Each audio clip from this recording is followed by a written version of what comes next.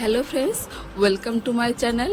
তো আজকে আমরা বানাবো এগলেস রোজ কুকিজ, যেটা খেতে একদমই দোকানে যেমন পাওয়া যায় তেমনই লাগে, আর খেতে খুব টেস্টি লাগে আর ক্রিস্পিও হয়। সাধারণত রোজ কুকিজগুলো ডিম দিয়েই বানানো হয়, তো আজকে আমি ডিম ছাড়াই বানাবো যাতে সবাই খেতে পারে। তার জন্য প্রথমে এমন একটা ছাঁচ দরকার। এই ছাঁচটা মার্কেটে ইজিলি বাসনপত্রের দোকানে পেয়ে যাবে। আর এমন একটা শিক দরকার যাতে রোজ কুকিজগুলো তেলের দিয়ে উঠাতে পারা যায়। কুকিজের ব্যাটার বানানোর জন্য আমি এখানে একটা পাত্রতে 1 বাটি চালের গুঁড়ো নিয়েছি আর 2 বাটি ময়দা নিয়েছি। যেই মাপে চালের গুঁড়ো নেবে তার ডবল ময়দা নিতে হবে।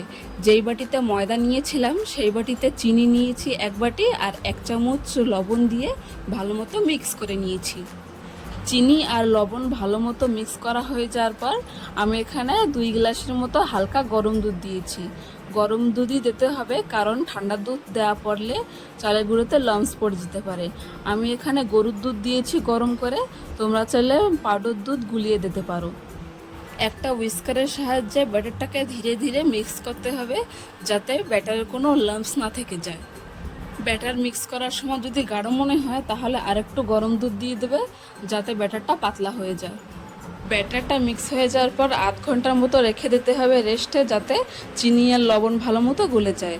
তারপর একটা চামচের সাহায্যে আরেকটু গুলিয়ে নিতে হবে। ব্যাটারটা এমনই পাতলা হবে, বেশি পাতলাও হবে না আর বেশি গাঢ়ও যেন হয় না। তারপর একটা কড়াইতে তেল দিয়ে তেলের সাথে সাথে ছাঁচটাও দিয়ে দিতে হবে। তেলের সাথে সাথে ছাঁচটাও গরম হবে। ছাঁচটা যখন ভালো মতো গরম হয়ে যায় তারপর ওই ব্যাটারে ছাঁচটাকে চুবিয়ে নিতে হবে। তারপরে 2 সেকেন্ডের মতো ব্যাটারে চুবিয়ে তারপর ওই ছাঁচটা তেলের মধ্যে দিয়ে দিতে হবে। ছাঁচটা তেলে দিয়ে 1 সেকেন্ড রেখে তারপরে একটু ঝাঁকে দিয়ে দিতে হবে যাতে ফুলটা বেরিয়ে আসে ছাঁচের দিকে। তারপর ফুলটাকে ধীরে ধীরে লো ফ্লেমে ভালো মতো ব্রাউন করে ভেজে নিতে হবে। গ্যাসের ফ্লেমটা কিন্তু একদমই লো রাখতে হবে, কারণ গ্যাসের ফ্লেমটা হাই রাখলে কুকিজটা পুড়ে যাবে। তার জন্য একদমই লো ফ্লেমে কুকিজটাকে ধীরে ধীরে ভাজতে হবে। প্রথমেই যে লোহার শিকটা দেখিয়েছিলাম ওই শিকটা দিয়ে কুকিজটাকে উল্টে পাল্টে ভেজে নিতে হবে। যাদের বাড়ির লোহার শিক না থাকে তারা শোলার কাঠি দিয়েও কুকিজটা উল্টে দিতে পারে। এইদিকে কুকিজের ছাঁচটা দিয়েছি তেলের মধ্যে যাতে ছাঁচটা গরম হয়, আর কুকিজটা ভালো মতো ভাজা হয়ে গেছে, ওটা শিক দিয়ে তুলে রেখেছি।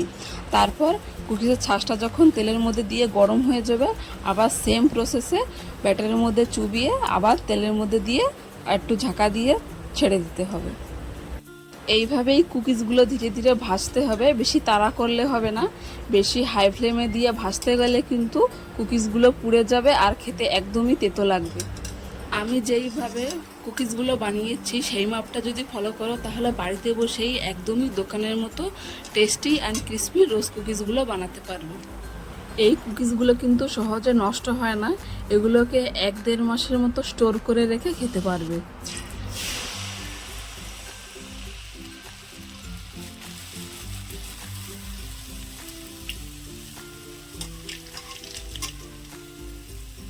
রেসিপিটা দেখে যতটা কঠিন মনে হচ্ছে অতটা কঠিনও না। তোমরা যদি বাড়িতে একবার ট্রাই করে দেখো তাহলে বুঝে যাবে যে কুকিজটা বানানো কত ইজি। তো এইভাবেই বাড়িতে বসে রোজ কুকিজগুলো বানিয়ে নিতে পারবে। আর আমি শেষের দিকে দেখিয়ে দিচ্ছি যে রোজ কুকিজগুলো কেমন ক্রিস্পি হয়েছিল।